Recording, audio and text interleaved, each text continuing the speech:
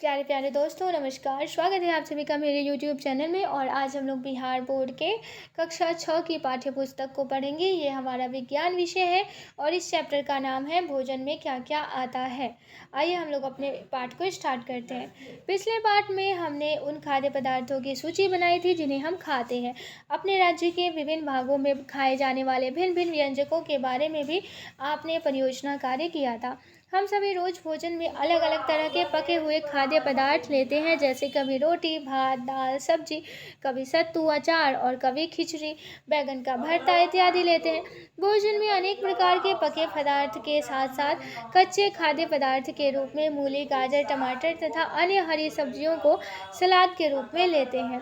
सभी खाद्य पदार्थ में स्वादिष्ट भोजन या व्यंजन तैयार होता है तथा खाने में हमारी भूख मिटती है। खाने में यदि एक ही खाद्य पदार्थ से पके भोजन या बहुत कम भोजन करें तो क्या हमें ताकत एवं स्फूर्ति मिलेगी? नहीं, हमें नहीं मिलेगी। अलग अलग खाद्य पदार्थों में क्या होता है? हम जानते हैं कि प्रत्येक व्यंजन एक या एक से अधिक प्रकार की कच्ची सामग्री से बना होता है जो हमें पौधों या जंतुओं से मिलते हैं। तालिका 2.1 में राज्य के अलग अलग क्षेत्रों में लोग भोजन में कौन कौन से खाद्य पदार्थों का मुख्य रूप से व्यवहार करते हैं, सूची बनाइए। क्या आप अपने राज्य के अलावा दूसरे राज्यों के सामान्य भोजन के बारे में जानते हैं? अगर नहीं तो पता करें। इडली, डोसा, मक्के की रोटी आदि किन राज्यों के भोजन हैं? इन खाद्य सामग्रियों में हमारे शरीर की वृद्धि, विकास एवं स्वस्थ रहने के लिए कुछ आवश्यक अवयव होते हैं। इन अवयवों को हम पोषक तत्व कहते हैं। हमारे भोजन में मुख्य पोषक तत्व कार्बोहाइड्रेट, प्रोटीन, वसा, विटामिन तथा खनिज लवण है। इसके अतिरिक्त हमारे भोजन में रेशा तथा जल भी शामिल होते हैं जिनकी हमारे शरीर को आवश्यकता है। क्या सभी खाद्य पदार्थों में ये सभी पोषक तत्व उपलब्ध रहते हैं? कुछ साधारण विधियों से हम यह जान सकते हैं कि कच्ची खाद्य सामग्री या पके हुए भोजन में कौन कौन से पोषक तत्व उपस्थित हैं। कार्बोहाइड्रेट, प्रोटीन तथा वसा की जांच अन्य पोषक तत्वों की जांच की अपेक्षा सरल है। कार्बोहाइड्रेट का हमारे भोजन में एक रूप मंड है। मंड की उपस्थिति की जांच कर हम कार्बोहाइड्रेट की उपस्थिति जांचते हैं। कैसे करें जांच? इन जांचों को करने के लिए आपको टिंचर, आयोडीन, कॉपर सल्फेट तथा कॉस्टिक सोडा की ज़रूरत होगी। कुछ परखने लिए ड्रॉपर की भी ज़रूरत होगी। इन जांचों को पके हुए भोजन तथा कच्ची सामग्री पर करें। जांच में प्राप्त अवलोकनों को तालिका में दिखाए गए तरीकों से लिख सकते हैं। अपना परीक्षण इन पर या अन्य किसी उपलब्ध खाद्य पदार्थ पर कर सकते हैं। अध्यापक के सहयोग से सामग्री उपलब्ध कर उनके मार्गदर्शन से प्रयोग कीजिए। घोल तैयार करने की विधि। आयोडीन का तनु विलयन बनाने के लिए जल से आधी भरी फरकनली में थोड़ी मात्रा टिंचर आयोडीन मिला दीजिए। कॉपर सल्फेट विलयन 100 मिलीलीटर जल में 2 ग्राम कॉपर सल्फेट घोलने से बन जाता है। 100 मिलीलीटर जल में 10 ग्राम कॉस्टिक सोडा घोलने से हमें अभिष्ट कॉस्टिक सोडा विलयन मिल जाता है। जिस दिन भोजन की जांच हो उस दिन अपने घर में तालिका में दिखाए तरह तरह के खाद्य पदार्थों की पुड़िया बनाकर लाएं।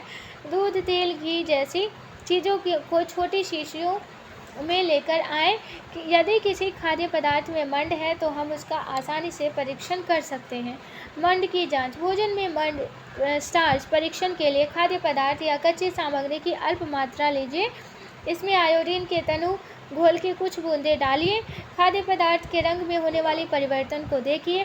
क्या यह नीला या काला हो गया है? यह नीला या काला रंग मंड की उपस्थिति को दर्शाता है। इस जांच को खाद्य पदार्थ के साथ दोहराइए और जांच कीजिए कि किसमें मंड है अथवा अपने अवलोकनों को तैयार कीजिए।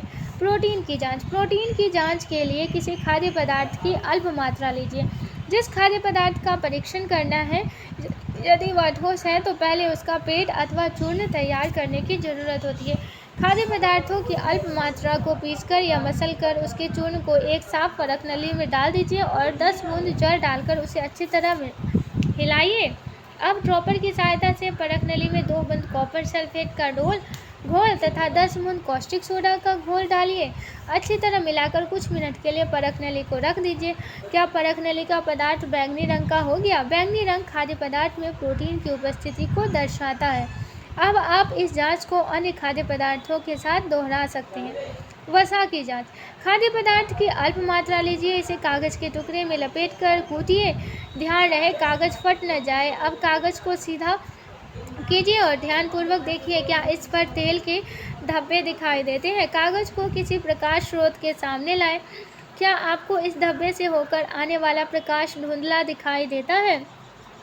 कागज़ पर तेल का धब्बा खाद्य पदार्थ में वसा की उपस्थिति दर्शाता है। खाद्य पदार्थ में कभी कभी जल की कुछ मात्रा हो सकती है। ऐसे में इन पदार्थों को कागज़ पर धीरे धीरे रगड़िए और कुछ समय के लिए कागज़ को सुखा दीजिए, ताकि यदि खाद्य पदार्थ में से कुछ जल आया हो तो वह सूख जाए। इसके बाद यदि कागज़ पर तेल का कोई धब्बा न रहे तो यह पता कीजिए कि खाद्य पदार्थ में वसा नहीं है। कच्चा आलू प्रोटीन। दूध में प्रोटीन पाया जाता है, कच्चा आलू में मंड पाया जाता है और मूंगफली में वसा पाई जाती है। क्या किसी खाद्य पदार्थ में एक से अधिक पोषक तत्व होते हैं? इसके लिए आप किसी एक खाद्य पदार्थ पर मंड, प्रोटीन तथा वसा का परीक्षण कर अवलोकन करें कि इसमें एक से ज़्यादा पोषक तत्व है या नहीं। कार्बोहाइड्रेट, प्रोटीन तथा वसा के अलावा विटामिन तथा खनिज लवण जैसे अन्य पोषक तत्व भी हमारे विभिन्न खाद्य पदार्थों में उपस्थित रहते हैं। इन सभी पोषक तत्वों की हमें क्यों ज़रूरत होती है? विभिन्न पोषक तत्व हमारे शरीर के लिए क्यों जरूरी है? कार्बोहाइड्रेट मुख्य रूप से हमारे शरीर को ऊर्जा प्रदान करता है।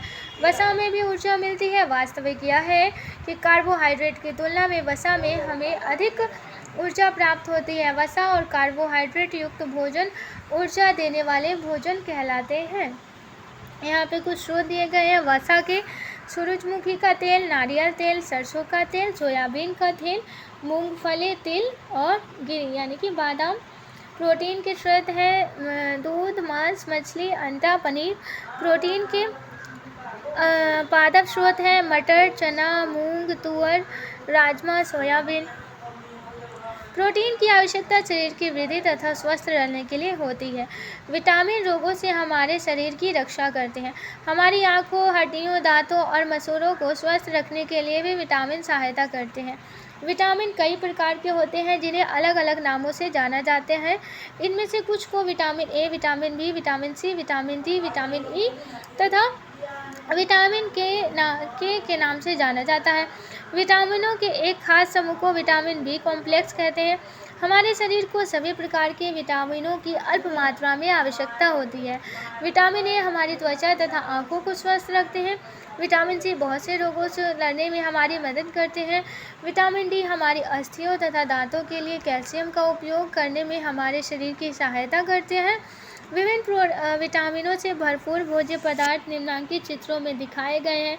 विटामिन ए के स्रोत हैं मछली, तेल, दूध, आम, गाजर, पपीता। विटामिन बी के स्रोत है गेहूँ, चावल और विटामिन सी के स्रोत है टमाटर, संतरा, आंवला, मिर्ची, नींबू, अमरूद। विटामिन डी के स्रोत है अन्न, कलेजा, दूध, मक्खन आदि। हमारे शरीर को खनिज लवणों की आवश्यकता अल्प मात्रा में होती है। ये खनिज लवण कौन कौन से हैं? शरीर के उचित विकास तथा अच्छे स्वास्थ्य के लिए प्रत्येक खनिज लवण आवश्यक है। उदाहरण के लिए लौह तत्व हरी सब्जियां विशेषकर पालक, मेथी तथा केला में पाया जाता है। कैल्शियम दूध से प्राप्त होता है। फास्फोरस एवं कैल्शियम मछली, अंडा इत्यादि से मिलते हैं। नमक से सोडियम व पोटेशियम मिलते हैं। अधिकांश खाद्य पदार्थों में एक से अधिक पोषक तत्व होते हैं। आपने भी तालिका में अवलोकनों को लिखते समय इसको अवश्य देखा होगा। फिर भी किसी कच्ची सामग्री में एक निश्चित पोषक तत्व की मात्रा दूसरे पोषक तत्वों की मात्रा से अधिक हो सकती है। जैसे चावल में कार्बोहाइड्रेट की मात्रा दूसरे पोषकों से अधिक होती है। इस आधार पर हम यह कह सकते हैं कि चावल कार्बोहाइड्रेट से भरपूर भोजन है। इन पोषकों के अलावा हमारे शरीर को रुक्षांश, आहारी रेशों तथा जल की भी आवश्यकता होती है। हमारे खाने में रेशे की पूर्ति मुख्यतः पादप उत्पादों से ही होती है। रुक्षांश अन्न का चोकर तथा सब्जी का रेशा इत्यादि के मुख्य स्रोत साबुत खाद्यान्न, अंकुरित दाल, आलू, ताजे फल और सब्जियां हैं। रुक्षांश हमारे शरीर को कोई पोषक प्रदान नहीं करते, फिर भी यह हमारे भोजन का आवश्यक अवयव है। रुक्षांश हमारे शरीर से बिना पचे भोजन को बाहर निकालने में सहायता करता है। जल भोजन में उपस्थित पोषक तत्वों को अवशोषित कराने में हमारे शरीर की सहायता करता है। यह कुछ अपशिष्ट पदार्थों को मूत्र तथा पसीने के साथ शरीर से बाहर निकालने में सहायता करता है। सामान्यतः हमारे शरीर को जितने जल की आवश्यकता होती है, अधिकांश वह हमें उन पदार्थों से प्राप्त होती है जिन्हें हम द्रव के रूप में लेते हैं, जैसे कि जल, दूध और चाय आदि। आइए देखें कि क्या कोई अन्य स्रोत हमारे शरीर को जल प्रदान करता है या नहीं। टमाटर अथवा नींबू जैसा कोई एक फल लीजिए, इसे छोटे छोटे हिस्सों में काटकर हथेली पर लीजिए। क्या ऐसा करते समय आपके हाथ गीले होते हैं? जब भी आपके घर में कोई फल या सब्जी को काटा, छीला या मसला जाता है, तब ध्यानपूर्वक उसका निरीक्षण कीजिए। क्या ऐसा करते समय आपको किसी ऐसे ताज़े फल या सब्जी के बारे में पता चलता है जिसमें पानी की मात्रा नहीं होती? हम देखते हैं कि खाद्य पदार्थों में जल होता है। कुछ सीमा तक हमारे शरीर के लिए आवश्यक जल की पूर्ति इस जल से भी होती है। इसके अतिरिक्त कई खाद्य पदार्थों को जल के साथ पकाते हैं या पकाते समय उसमें जल डालते हैं। संतुलित आहार सामान्यतः पूरे दिन में जो कुछ भी खाते हैं उसे आहार कहते हैं। हमारे शरीर की वृद्धि और अच्छे स्वास्थ्य को बनाए रखने के लिए हमारे आहार में वे सभी पोषक तत्व उचित मात्रा में होने चाहिए जिनकी हमारे शरीर को आवश्यकता है। कोई भी पोषक तत्व ना ज़्यादा हो ना बहुत कम। हमारे आहार में पर्याप्त मात्रा में रुक्षांश तथा जल भी होना चाहिए। इस प्रकार के आहार को संतुलित आहार कहते हैं। क्या आप सोचते हैं कि प्रत्येक आयु वर्ग के लोगों को एक ही प्रकार के आहार की आवश्यकता होती है? क्या आप यह भी सोचते हैं कि हमारा संतुलित आहार हमारे शारीरिक कार्य पर निर्भर करता है? क्या आपने किसी मजदूर को भोजन करते देखा है? वे साधारणतया क्या क्या खाते हैं? मानसिक श्रम एवं शारीरिक श्रम करने वाले व्यक्तियों के भोजन में क्या प्रमुख अंतर है? वृद्ध व्यक्तियों के भोजन में क्या क्या जरूरी है? दालें, मूंगफली, सोयाबीन, अंकुरित बीज, खमीर, उठा भोजन, आटे के बने व्यंजन, केला, पालक, सत्तू, गुड़, उपलब्ध सब्जियां तथा उसी प्रकार के अन्य भोज्य पदार्थ कई पोषक तत्व उपलब्ध कराते। दालें, मूंगफली, सोयाबीन, अंकुरित बीज, खमीर, उठा भोजन, आटे के बने व्यंजन, केला, पालक, सत्तू, गुड़, उपलब्ध सब्जियां तथा इसी प्रकार के अन्य भोज्य पदार्थ कई पोषक तत्व उपलब्ध कराते हैं। इसलिए कोई व्यक्ति कम खर्च में भी संतुलित आहार खा सकता है। आप अपने घर में जो भी खाद्य पदार्थ का भोजन करते हैं उसके बारे में जानने का कोशिश करें। भोजन के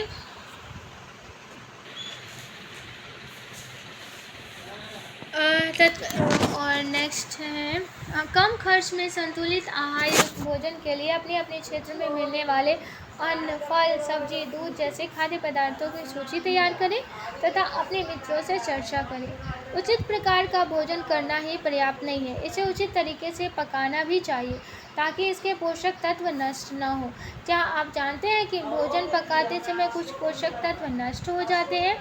छिलका उतारकर यदि सब्जियों और फलों को धोया जाता है तो यह संभव है कि उनके कुछ विटामिन नष्ट हो जाएं। सब्जियों और फलों के छिलकों में महत्वपूर्ण विटामिन तथा खनिज लवण होते हैं। चावल और दालों को बार बार धोने से उनमें उपस्थित विटामिन और कुछ खनिज लवण नष्ट हो जा सकते हैं।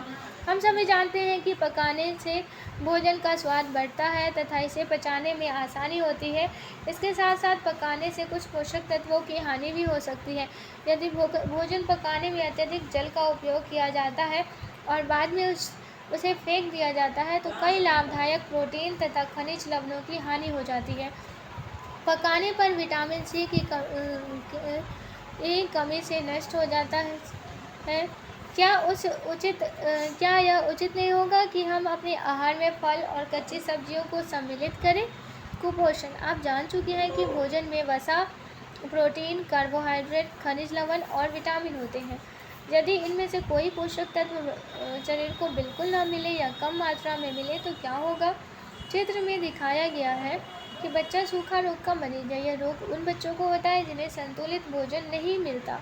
कम भोजन मिलने से बच्चे को मरामस नामक रोग हो जाता है। कम भोजन मिलने पर कौन से पोषक तत्व इस बच्चे को कम मात्रा में मिलते होंगे? कम भोजन मिलने पर प्रोटीन तथा कार्बोहाइड्रेट की मात्रा कम मिलती है जिससे बच्चा काफ़ी कमज़ोर व दुबला पुतला हो जाता है। छाती में पसली की हड्डियाँ भी दिखाई देने लग जाती हैं। यदि किसी बच्चे को भोजन में अन्य सभी पोषक तत्व मिले लेकिन केवल प्रोटीन कम हो तो उसमें वे लक्षण दिखाई पड़ सकते हैं जो चित्र में दिखाया गया है। बच्चे में वृद्धि रुक जाती है, पेट फूला हुआ दिखाई देता है। भोजन में प्रोटीन की कमी से क्वाशिक्योर नामक रोग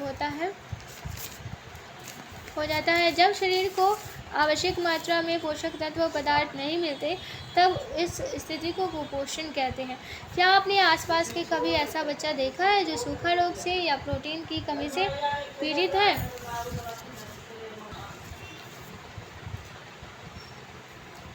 यदि देखें तो पता लगाकर लिखें कि ऐसे बच्चे को दिन में क्या क्या और कितना भोजन मिलना चाहिए।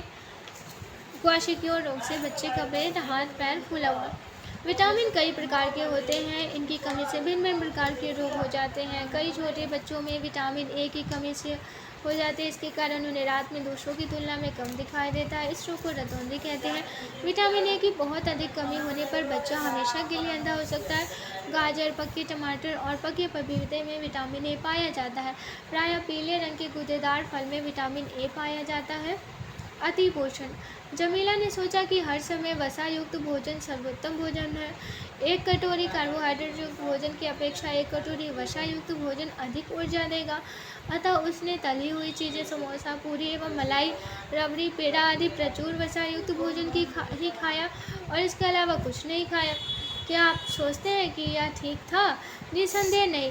इतना अधिक वसा युक्त भोजन खाना हमारे लिए बहुत हानिकारक हो सकता है। हमारे भोजन में वसा की मात्रा अत्यधिक मोटापे का कारण बनता है। अभावजन्य रोग। एक व्यक्ति खाने के लिए पर्याप्त भोजन पा रहा है लेकिन कभी कभी उसके भोजन में किसी विशेष पोषक तत्व की कमी हो जाती है। यदि यह कमी लंबी अवधि तक रहती तो वह व्यक्ति उसके अभाव में ग्रसित हो सकता है। एक या अधिक पोषक तत्वों का अभाव हमारे शरीर में रोग अथवा विकृतियां उत्पन्न कर सकता है। वे रोग जो लंबी अवधि तक पोषक तत्वों के अभाव के कारण होते हैं उन्हें अभावजन्य रोग कहते हैं। यदि कोई व्यक्ति अपने भोजन में पर्याप्त प्रोटीन नहीं ले रहा है तो उसे रोग हो सकते हैं, जैसे वृद्धि में रुकावट, चेहरे पर सूजन, बालों के रंग का उड़ना, त्वचा की बीमारियां और पेचिश आदि। यदि प्रोटीन तथा कार्बोहाइड्रेट दोनों ही किसी व्यक्ति के आहार में एक लंबे समय तक अनुपस्थित रहे तो इसकी वृद्धि पूरी तरह से अवरुद्ध हो जाएगी। ऐसा व्यक्ति बहुत दुबला पतला हो जाएगा। वह इतना दुबला हो जाएगा कि चलने में भी असमर्थ होगा। विभिन्न विटामिनों और खनिज लवणों के अभाव से विभिन्न रोग अथवा विकृतियां हो सकती हैं। इनमें कुछ तो आगे तालिका में दर्शाया गया। संतुलित आहार लेने से सभी अभावजन्य रोगों की रोकथाम की जा सकती है।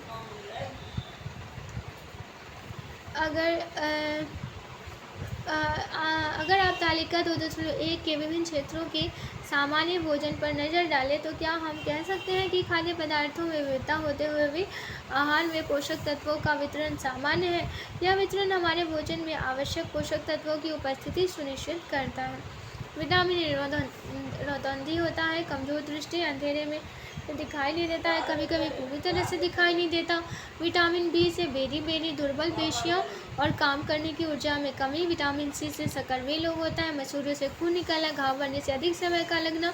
विटामिन डी रिकेटस, अस्थियों का मुलायम होकर मुड़ जाना। कैल्शियम, अस्थि और दंत क्षय, कमजोर अस्थियां, दंत क्षय। आयोडीन, घेंगा रोग, गले की ग्रंथि का फूल जाना। बच्चों में मानसिक विकलांगता। लौह यानी कि अल्प रक्तता, कमजोरी, रक्त की कमी। दूषित भोजन। हमने देखा है घरों में खाने के सभी सामान ढक कर रखे जाते हैं। पीने का पानी भी ढक कर रखा जाता है। माता पिता, शिक्षक गंदे हाथों से खाने या खाद्य सामग्री को छूने और बाजार की खुली वस्तुओं को खाने से मना करते हैं। क्या आपने विचार किया है ऐसा क्यों?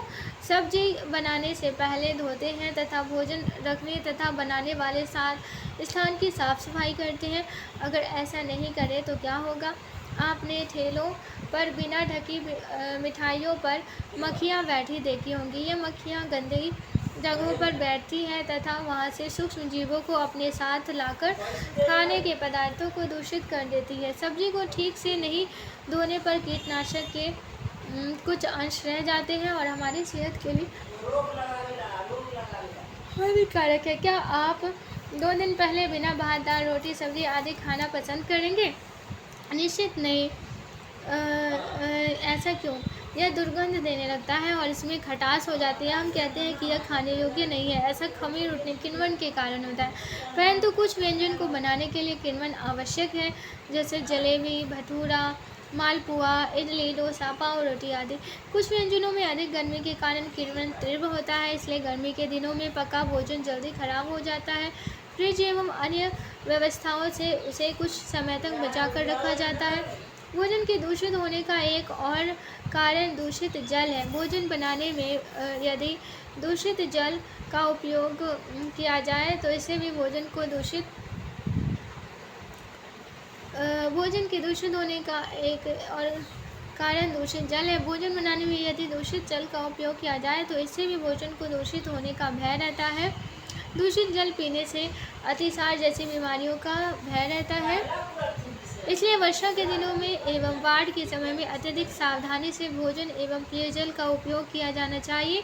अवलोकन कीजिए कि वर्षा एवं बाढ़ के दिनों में कुएं, तालाब, नदी, नाले आदि भर जाते हैं और मैदानों, खेतों एवं अन्य जगहों में गंदगी बहकर जल स्रोतों में चली जाती है। नए शब्द: पोषक तत्व, न्यूट्रिएंट्स, प्रोटीन, कार्बोहाइड्रेट, वसा, फैट, रतौंधे, नाइट ब्लाइंडेंस, बेरी, शकरभी को शकरभी कहा जाता है। रिकेट्स, घेंघा, ग्वाइट्री, अल्प रक्तता, एनीमिया, क्वाशिक्योर यानी क्वाशिक्योर। हमने सीखा हमारे शरीर के मुख्य पोषक तत्व के नाम कार्बोहाइड्रेट, प्रोटीन, वसा, विटामिन तथा खनिज लवण है। इनके अतिरिक्त भोजन में आहारी रेशे तथा जल भी होता है। कार्बोहाइड्रेट तथा वसा हमारे शरीर को मुख्य रूप से ऊर्जा प्रदान करते हैं। प्रोटीन तथा खनिज लवण की आवश्यकता हमारे शरीर की वृद्धि तथा अनुरक्षण के लिए होती है। विटामिन हमारे शरीर को रोगों से रक्षा करने में सहायता करते हैं। संतुलित आहार में हमारे शरीर के लिए आवश्यक सभी पोषक तत्व तथा पर्याप्त रुक्षांश और जल उचित मात्रा में उपस्थित रहते हैं। हमारे आहार में लंबी अवधि तक एक अथवा अधिक पोषक तत्वों की न्यूनता से विशिष्ट रोग अथवा विकार उत्पन्न हो सकते हैं। तो आज के लिए बस इतना ही। आशा करती हूँ ये चैप्टर आप लोगों को पसंद आया होगा। पसंद आया तो लाइक, शेयर और सब्सक्राइब जरूर कीजिएगा। धन्यवाद।